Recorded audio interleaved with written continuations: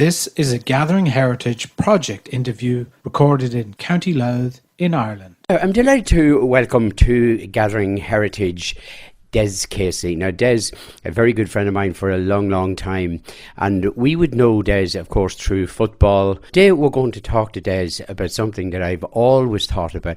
Been a fan of Dundalk FC all my life, and Oriel Park, of course. Des lives just next door to Oriel Park.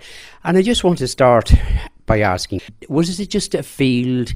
Was the Caseys involved at the very beginning, or how did it come into being? Well, it was known as Casey's Field, and it was my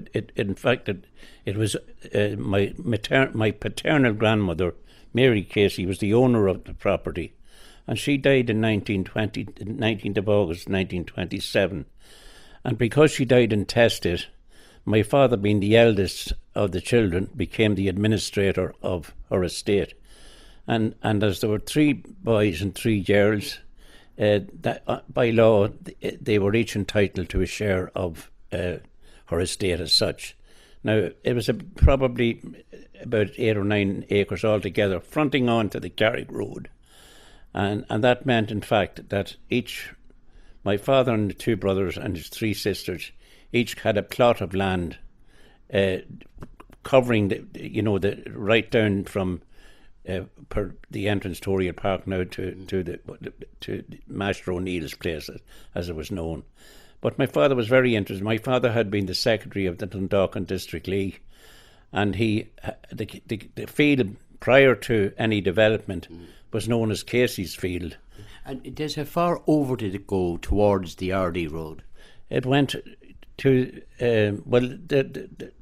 the Oriel Park itself was about 6 acres, so it went about a third across. The old pitch would have been a better indication of that. Yeah. Anyway, so it was known as Casey's Field, and it was used for youth and minor matches and junior matches at the time, before Joe's Field came into it. But in 1936, my father had been a member of the committee.